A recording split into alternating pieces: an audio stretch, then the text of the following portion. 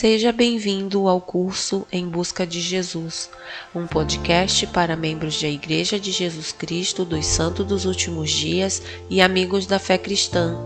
Este curso foi criado por John Hilton e traduzido e narrado em português por Alcenir Souza.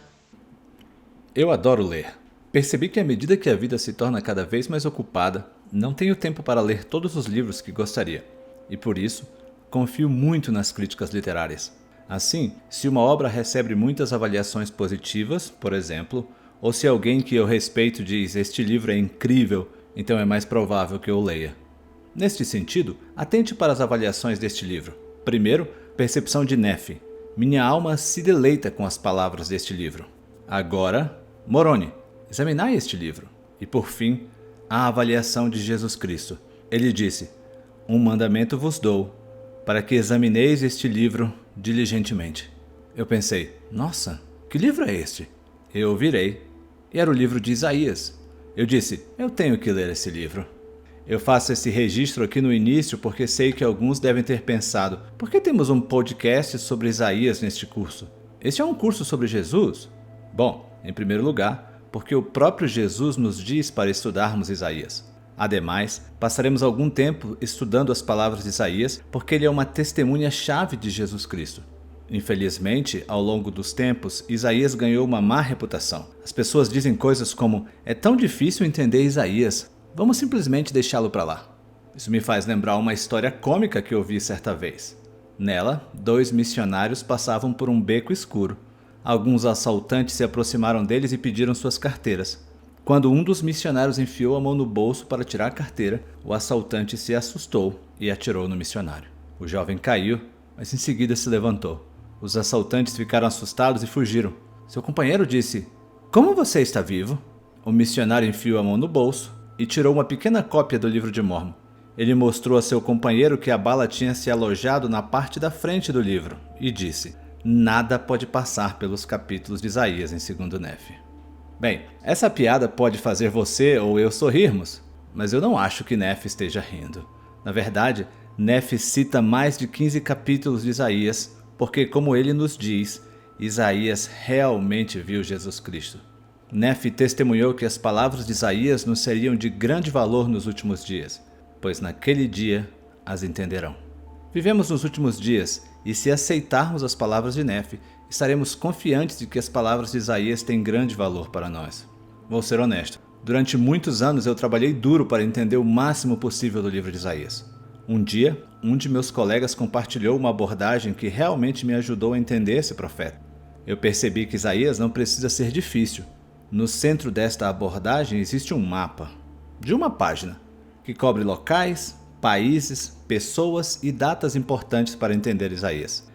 Embora muitos de nós saibamos sobre eventos específicos como a dispersão das 10 tribos de Israel, em outros tópicos nossa capacidade de conectar e relacionar múltiplos eventos durante o período de 730 a 530 a.C. pode ser melhorada. Agora, colocar esta informação em um pedaço de papel, ao qual me referi como o mapa de Isaías, poderá nos ajudar a entender mais facilmente as palavras dele. Eu vou te acompanhar através desse mapa e depois veremos alguns exemplos de como ele pode nos ajudar a dar sentido às palavras de Isaías. Veja, é provável que você ache útil desenhar sua própria versão do mapa enquanto discutimos, para ajudar a solidificar as ideias em sua mente. Em 1º Nefe, capítulo 19, versículos 22 a 23, Nefe afirma, abre aspas, "Eu, Nefe, li para eles muitas coisas que estavam gravadas nas placas de latão, para que soubesse o que o Senhor havia feito em outras terras entre os povos antigos. Eu li o que foi escrito pelo profeta Isaías, pois apliquei todas as escrituras a nós, para nosso proveito e instrução." Fecha aspas. Note que Nefe prefigura sua citação de Isaías dizendo que se trata de povos antigos, em outras terras. Embora Isaías possa ser aplicado aos nossos dias, não devemos nos surpreender ao saber que muitos de seus escritos diziam respeito ao povo de sua época. Desta forma, muitas vezes pensamos em aplicar as escrituras a nossas vidas seguindo o modelo como y é igual a x, onde y é a aplicação prática e o x é o contexto histórico da passagem. Ao estudar Isaías e outras escrituras, talvez nos concentremos com muita frequência no Y, isto é, aplicação prática, antes de entender o X, que seria o acontecimento histórico, sobre o qual o Isaías ou os outros profetas profetizaram. À medida que compreendermos melhor o contexto histórico, seremos mais capazes de aplicá-lo em nossas vidas. A segunda passagem de escritura que quero comentar fica em 2 Nefe, capítulo 25, versículo 6. Após citar extensivamente Isaías, Nefe fornece algumas chaves importantes para a compreensão de suas palavras. Ele diz, abre aspas, eu residi em Jerusalém, conheço, portanto, as regiões circunvizinhas, e fiz menção a meus filhos dos juízos de Deus, que se deram entre os judeus, de acordo com tudo o que disse Isaías. Fecha aspas.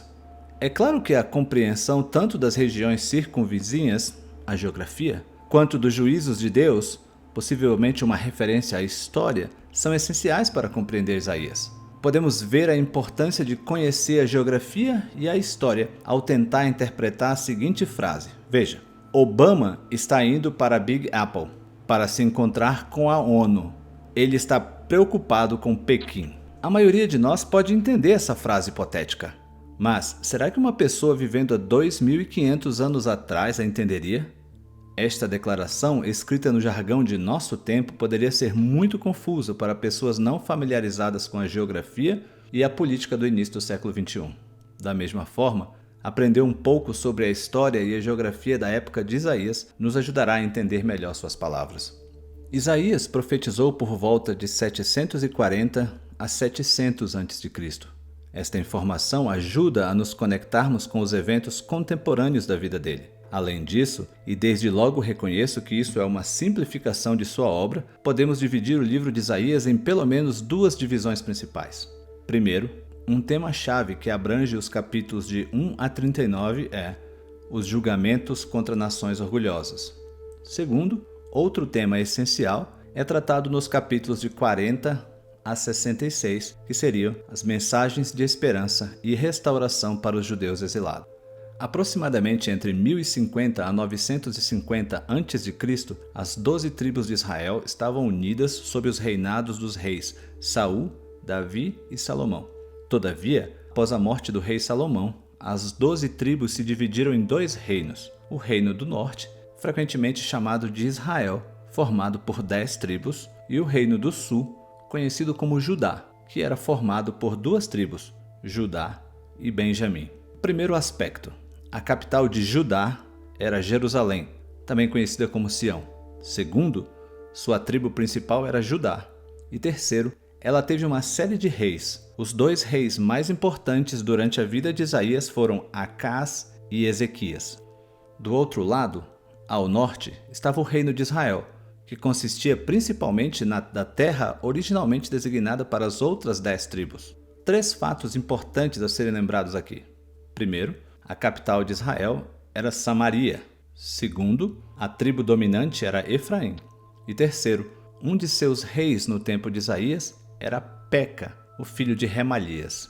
Mais ao norte estava a Síria, com a capital Damasco, e cujo rei era Rezim. Você pode estar se sentindo um pouco sobrecarregado de informações, eu sei, mas não se preocupe. Isso vai ajudá-lo a entender Isaías. Vamos lá. Isaías escreve explicitamente sobre Acás, Peca e Rezim. Saber seus nomes nos ajudará a entender o contexto da mensagem do profeta.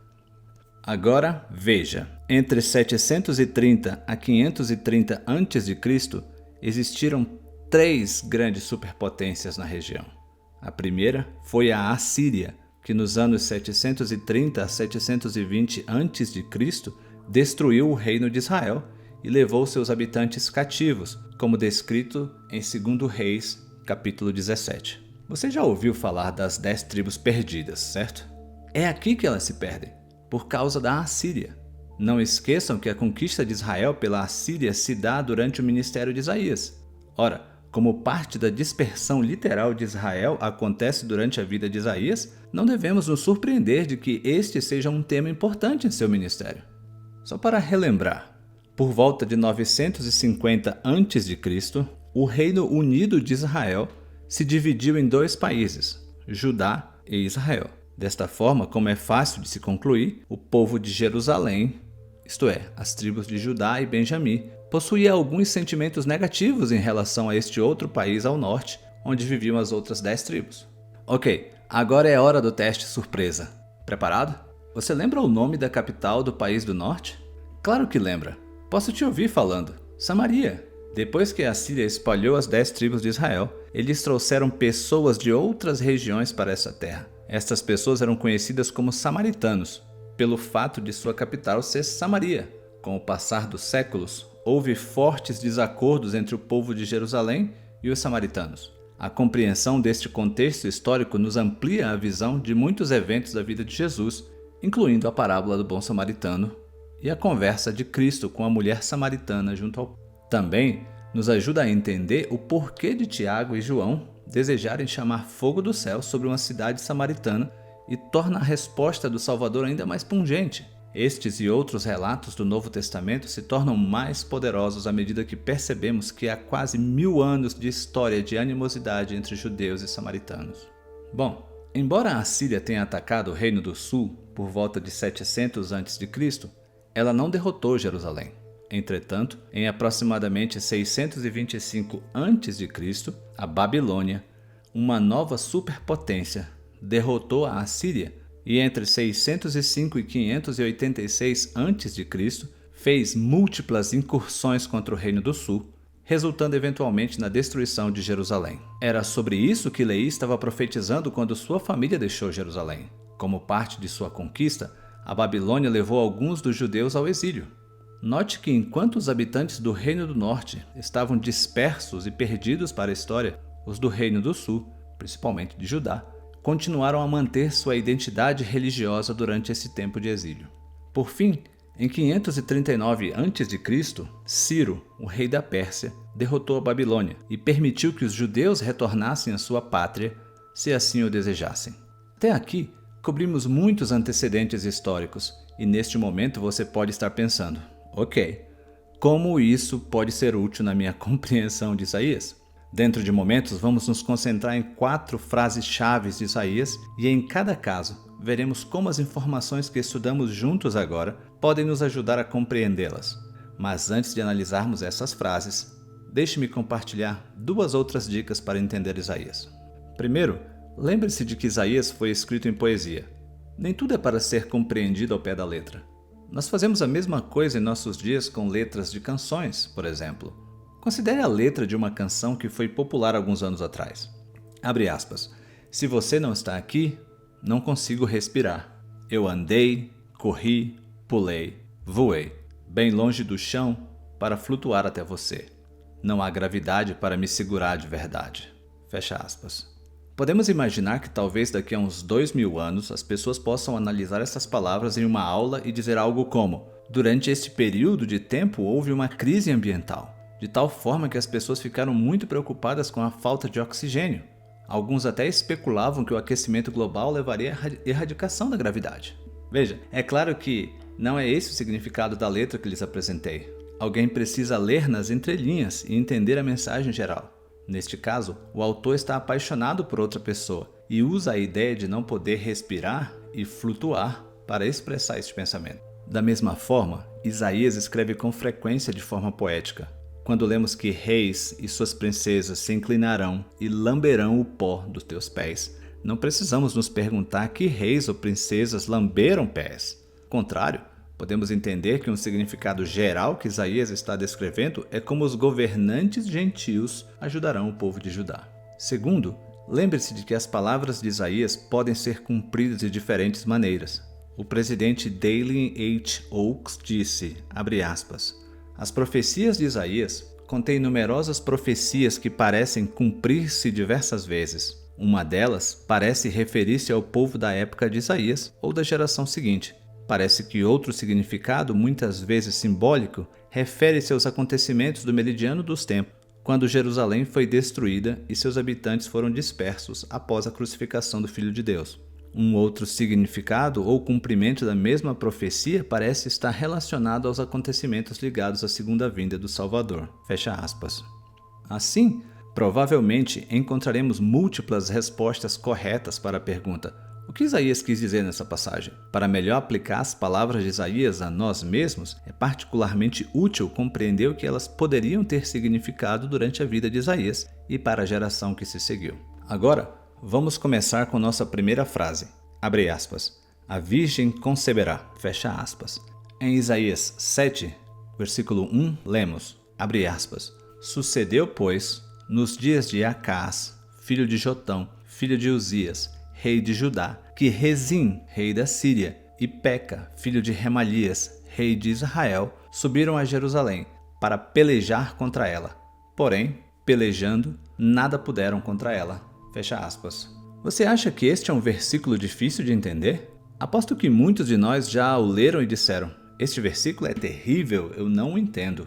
Mas se nos lembrarmos das informações que estudamos aqui, estes nomes começam a fazer sentido. Este versículo diz simplesmente que duas nações, Síria e Israel, estão vindo para atacar Judá. E Acás está assustado. No versículo 2 lemos, abre aspas, e deram aviso à casa de Davi, dizendo, a Síria fez aliança com Efraim. Então se agitou o seu coração e o coração do seu povo, como se agitam as árvores do bosque com o vento. Fecha aspas. Isso não é bom. Mas então o Senhor diz a Isaías para ir e dar uma mensagem a Acás. No versículo 4, lemos, abre aspas, dize-lhe, acautela-te e aquieta-te, não temas, nem se desanime o teu coração por causa destes 2 tocos de tições fumegantes. Fecha aspas.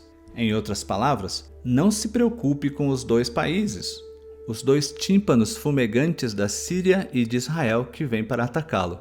Os versículos 5 e 6 continuam, abre aspas, porquanto a Síria teve contra ti maligno conselho, com Efraim e com o filho de Remalias, dizendo, vamos subir contra Judá e aterrorizemo-lo, e repartamo-lo entre nós, e façamos reinar no meio dele como rei o filho de Tabeal. Em outras palavras, a Síria e o reino do norte planejaram instalar um rei fantoche em Judá, que cumpriria suas ordens. Será que este plano funcionou? Veja o versículo 7, abre aspas. Assim diz o Senhor seu Deus, isso não subsistirá, nem tampouco acontecerá. Porém, a cabeça da Síria é Damasco, e o cabeça de Damasco será Rezim, e dentro de 65 anos, Efraim será destruído, e deixará de ser povo. Fecha aspas. Perceba, Deus está dizendo, Acás, não se preocupe com Síria e Israel, as coisas vão dar certo. Agora, venha comigo ao capítulo 8. O Senhor dá alguns conselhos específicos a Acás neste momento, quando ele está cheio de medo. O Senhor diz, abre aspas, juntai-vos em companhia, ó povos, e sede feitos em pedaços. Fecha aspas. Deixe-me fazer uma pausa por um momento e compartilhar algo um pouco tolo, talvez. Quando eu era mais jovem e lutava para entender Isaías, às vezes eu me agarrava a qualquer frase que eu podia entender. Em minhas escrituras missionárias, marquei 2 palavras a partir deste versículo. Juntai-vos. E fiz o seguinte comentário na margem da minha Bíblia. Eu deveria me juntar com outras pessoas. Agora, é bom juntar-se com outras pessoas? Sim, claro que é. Mas é isso que este versículo está dizendo? Não, definitivamente não. Ele diz, abre aspas, juntai-vos em companhia, ó povos, e sede feitos em pedaços. Fecha aspas. No contexto, o Senhor está dizendo a Acás, não faça alianças, não se associe com outros países, não obtenha ajuda deles, apenas confie em mim. O que você acha? Acás segue este conselho? Mantenha sua atenção, Isaías. Mas agora vamos para 2 Reis, capítulo 16. Em minha experiência pessoal como professor universitário, muitos de nós não lemos o livro de 2 Reis. Mas esse estudo poderia nos ajudar muito com Isaías, porque alguns de seus capítulos cobrem o mesmo período de tempo que Isaías. Nos primeiros versículos do capítulo 16, aprendemos que Acás é um rei perverso que faz todo tipo de sacrifícios malignos. Em 2 Reis 16, versículo 5, lemos, abre aspas, então subiu Rezim, rei da Síria, com Peca, filho de Remalias, rei de Israel, a Jerusalém a peleja, e cercaram Acás, porém não o puderam vencer. Fecha aspas. Você pode perceber como este é exatamente o mesmo contexto que estávamos estudando em Isaías capítulo 7? Observe o que Acás faz em 2 Reis 16:7, abre aspas. E Acás enviou mensageiros a Tiglat-Pilneser, rei da Assíria, dizendo: Eu sou teu servo e teu filho. Sobe e livra-me das mãos do rei da Síria e das mãos do rei de Israel, que se levantam contra mim. E tomou Acás a prata e o ouro que se achou na casa do Senhor e nos tesouros da casa do rei, e mandou um presente ao rei da Assíria. E o rei da Assíria lhe deu ouvidos, subiu contra Damasco, tomou-a, levou os presos e matou a Rezim. Fecha aspas. Acás fez exatamente o que Deus lhe disse para não fazer. Ele fez uma aliança com a Assíria. E em certo sentido parece que ele resolveu o problema, não acha? A Assíria destruiu a Síria e dispersou Israel, e assim as coisas deram certo para Judá. Mas isso vai ter consequências dramaticamente negativas na próxima geração, as quais analisaremos em breve. Mas antes, vamos voltar a Isaías 7. No contexto de dar a Acás conselhos sobre os ataques iminentes da Síria e de Israel, lemos, abre aspas, e continuou o Senhor a falar com Acás, dizendo, Pede para ti ao Senhor teu Deus um sinal. Pede-o, seja embaixo nas profundezas ou em cima nas alturas. Porém, disse Acás, não o pedirei, nem tentarei ao Senhor. Fecha aspas. Pode parecer que Acás está agindo corretamente ao não buscar um sinal. No entanto, a resposta de Acás realmente parece ser falsa. Embora Acás não quisesse um sinal, Isaías lhe disse que um sinal ainda assim seria dado. Abre aspas. Eis que a virgem conceberá e dará à luz um filho, e chamará o seu nome Emanuel. Fecha aspas. Quando você ouve este versículo, provavelmente a primeira coisa que você pensa é em Jesus Cristo. Mas façamos uma pausa por um segundo e pensemos neste versículo em um contexto histórico. Acás está assustado, porque 2 países estão vindo para destruí-lo. Isaías diz, não se preocupe, o Senhor vai lhe dar um sinal. Uma criança vai nascer. Como diz no versículo 16, antes que esta criança tenha idade suficiente para conhecer o bem e o mal, a terra que abominas será desamparada dos seus 2 reis. Você pode ver como isso é claramente uma referência à destruição da Síria e de Israel, correto? Então, o Senhor tem que estar se referindo a outra criança, porque Jesus não nasceria nos próximos 700 anos. Se você pensar nisso, isto faz sentido. Se Acás tem medo de que estes 2 países o ataquem, Isaías diz, não se preocupe, aqui está um sinal. Jesus nascerá daqui a 700 anos. Isso não é uma verdadeira mensagem reconfortante para Acás, não acha? Seria como se você estivesse tendo um problema terrível em sua vida neste momento, você me pede conforto e eu digo, não se preocupe, a segunda vinda será daqui a 500 anos. Você provavelmente diria, isso é ótimo, estou feliz por isso, mas eu preciso de ajuda agora. Então, quem poderia ser a outra criança?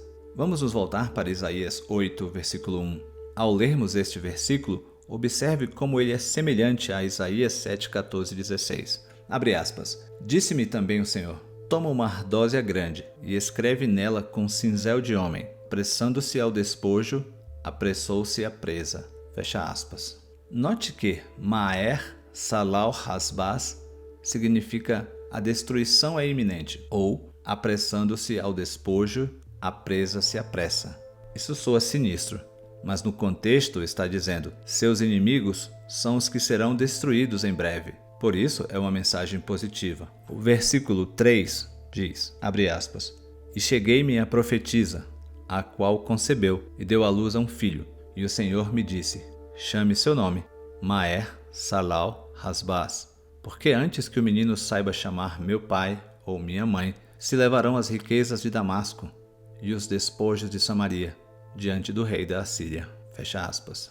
Você vê como estes versículos têm a mesma mensagem que Isaías capítulo 7, versículos de 14 a 16? Uma criança nascerá e antes que a criança seja muito velha, Israel e Síria serão destruídos. Você pode estar se perguntando, você está dizendo que quando Isaías diz a virgem conceberá e dará luz a um filho, que está falando de Maer Salal Hasbaz e não de Jesus? Eis o que disse o elder Jeffrey R. Holland, abre aspas. Este sinal foi dado ao rei Acás do Antigo Testamento, encorajando-o a tirar sua força do Senhor, em vez do poder militar de Damasco, Samaria ou outros campos militares. há elementos plurais ou paralelos a esta profecia, como acontece com grande parte da escrita de Isaías. O significado mais imediato foi provavelmente centrado na esposa de Isaías, que deu à luz a um filho nesta época, a criança se tornando um tipo e uma sombra do maior, o cumprimento posterior da profecia que seria realizada no nascimento de Jesus Cristo. Fecha aspas. Em outras palavras, há um duplo cumprimento da profecia de Isaías. Comentando esta mesma passagem, Mateus escreveu a respeito do nascimento de Cristo. Abre aspas. Tudo isso aconteceu para que se cumprisse o que foi dito da parte do Senhor, pelo profeta, que diz: Eis que a virgem conceberá e dará à luz a um filho, e chamá-lo-ão pelo nome de Emanuel, que traduzido é Deus conosco. Fecha aspas. Mateus cita Isaías 7,14 e diz que se trata de Jesus. O Elder Holland ensinou que, além de se referir a Jesus, também está falando de uma criança nascida durante o tempo de Isaías. Alguns podem estar dizendo para si mesmo: espere um segundo, diz que uma virgem conceberá e terá um filho, e o único nascimento de virgem que eu conheço é a Virgem Maria. Então, como isso pode se relacionar com Maher Salal Hasbaz? Se voltarmos a Isaías 7,14, em hebraico, palavra que traduzimos como virgem, não tem a conotação de não ter tido relações sexuais. Significa uma jovem donzela. Mateus lê Isaías em grego, onde esta conotação está presente, e por isso ele a lê dessa maneira. Uma pessoa pode pensar: bem, não diz uma virgem conceberá e chamará seu nome Maher Salal Hasbaz? Diz que ela chamará seu nome Emanuel? Então não pode estar falando de Maher Salal Hasbaz? Bom, por essa lógica também não poderia ser Jesus, porque diz que seu nome será Emanuel e não Jesus? Na verdade, esta é uma questão fácil de resolver. Emanuel significa Deus conosco. Maher Salal Hasbaz é um sinal para Acaz, que Deus está com ele. Deus ajudará Acaz a ser vitorioso na batalha. Com Jesus, o termo Emanuel tem um significado mais literal, como Deus veio à terra para morar conosco. Acaz estava preocupado com a destruição física, mas Jesus veio para nos salvar da destruição espiritual. Assim, Isaías 7,14 se cumpre de duas maneiras. Espero que esta discussão torne esses versículos mais claros. A compreensão dos detalhes de Isaías pode nos ajudar a dar sentido a essa história como um todo. Pode nos ajudar a ver que, assim como Deus estava enviando um sinal para ajudar Acaz, Jesus Cristo veio para ajudar cada um de nós. Passemos à nossa segunda frase. Abre aspas. Não tenha medo. Fecha aspas. Acaz subornou o rei da Assíria e as coisas parecem que deram certo, não acha? Todavia, na geração seguinte, o filho de Acaz, Ezequias, deixou de prestar tributo ao rei da Síria. Isto levou a Assíria a atacar Jerusalém. Eles destruíram várias cidades em Judá e 180.000 assírios se reuniram fora dos portões de Jerusalém. Ezequias estava aterrorizado. Seu povo estava condenado. Não sei se você já esteve em uma situação na qual sentiu que não havia esperança. Suas costas estão pressionadas no muro e não há solução possível. Já tive uma situação como essa 1 ou 2 vezes em minha vida. Espero que eu não tenha mais nenhuma delas e espero que você não tenha nenhuma. É realmente assustador. Acho importante fazermos uma pausa e lembrar que Ezequias era uma pessoa real. Às vezes, quando lemos as Escrituras, as pessoas parecem ser personagens de história para nós. Essas pessoas são mais do que personagens de história, elas são reais. Na área onde estava o palácio de Ezequias, os pesquisadores encontraram um selo com seu nome. Claro que eu não basearia meu testemunho do Antigo Testamento nesse selo, mas é um artefato arqueológico que nos lembra que Ezequias foi real. A situação que ele está enfrentando é real. Pode parecer uma história antiga, mas estamos lendo sobre uma pessoa real, com um problema real.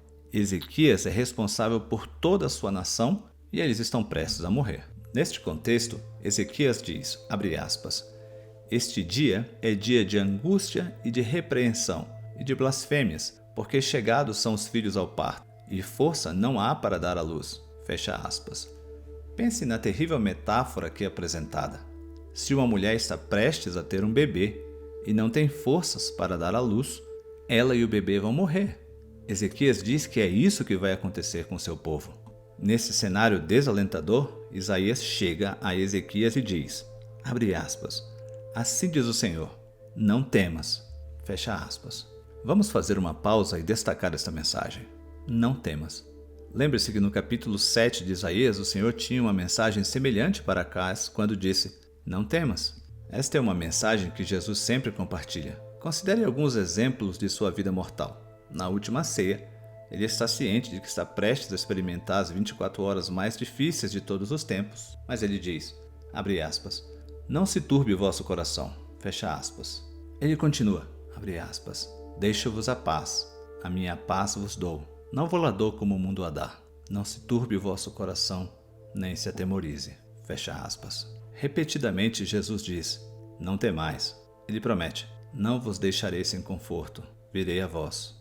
Em uma geração anterior, Isaías disse a Acás, abre aspas, não temas, confia em Deus, fecha aspas.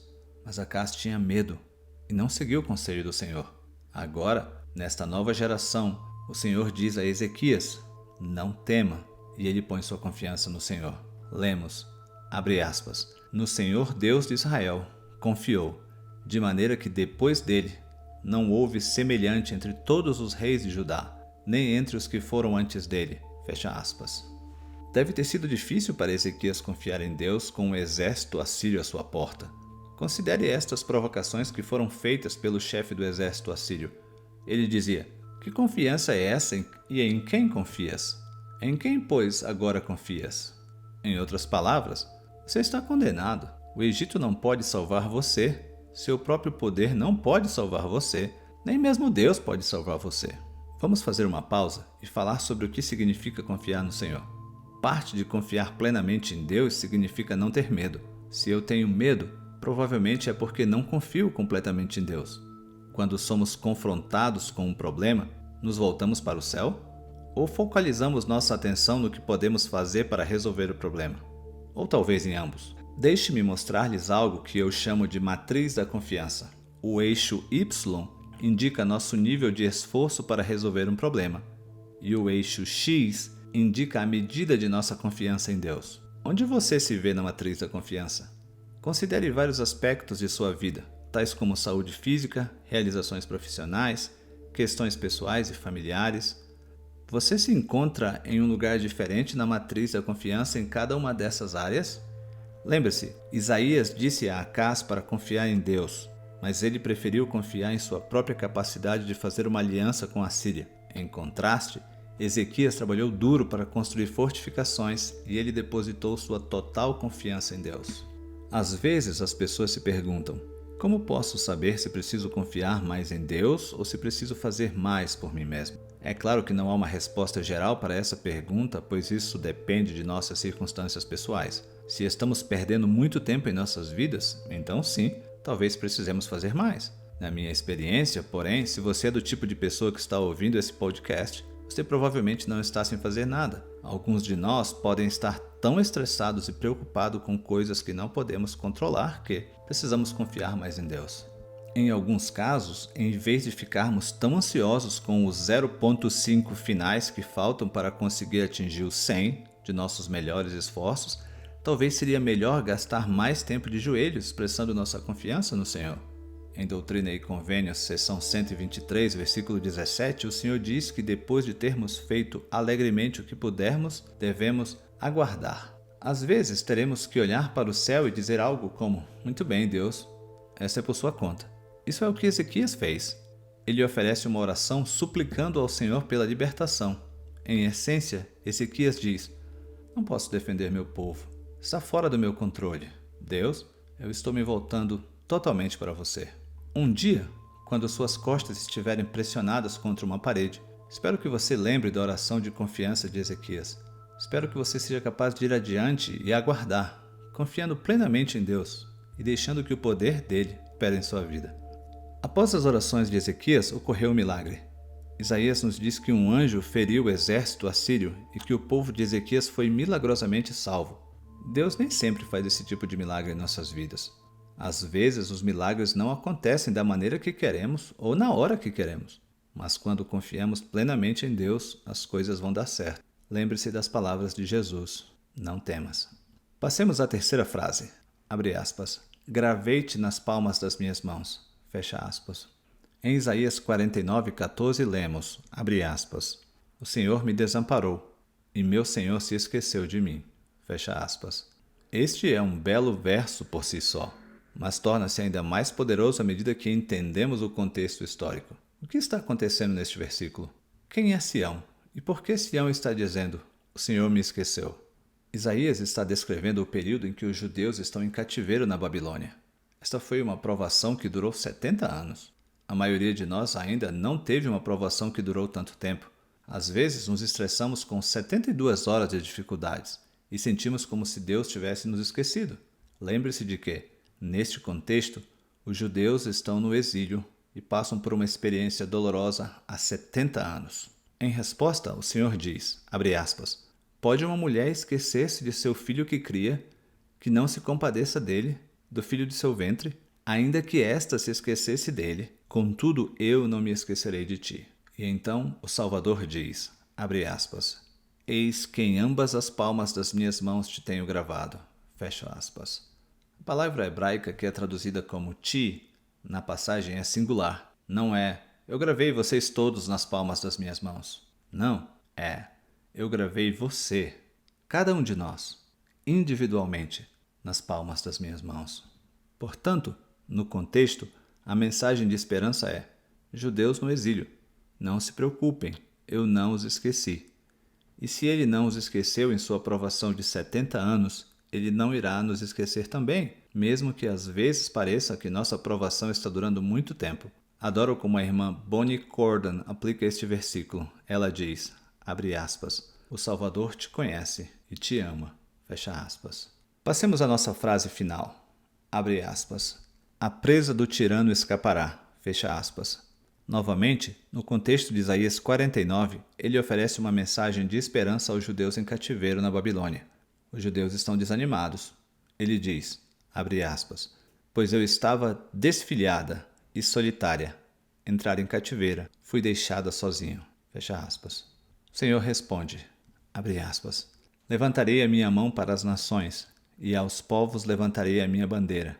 Então trarão os teus filhos nos braços, e as tuas filhas serão levadas sobre os ombros. Fecha aspas. Em um contexto histórico, quem são os gentios que vão ajudar os judeus a sair do cativeiro da Babilônia? É a Pérsia. Lemos, abre aspas, e os reis serão os teus aios, e as suas princesas as tuas amas. Diante de ti se inclinarão com o rosto em terra, e lamberão o pó de teus pés. Fecha aspas.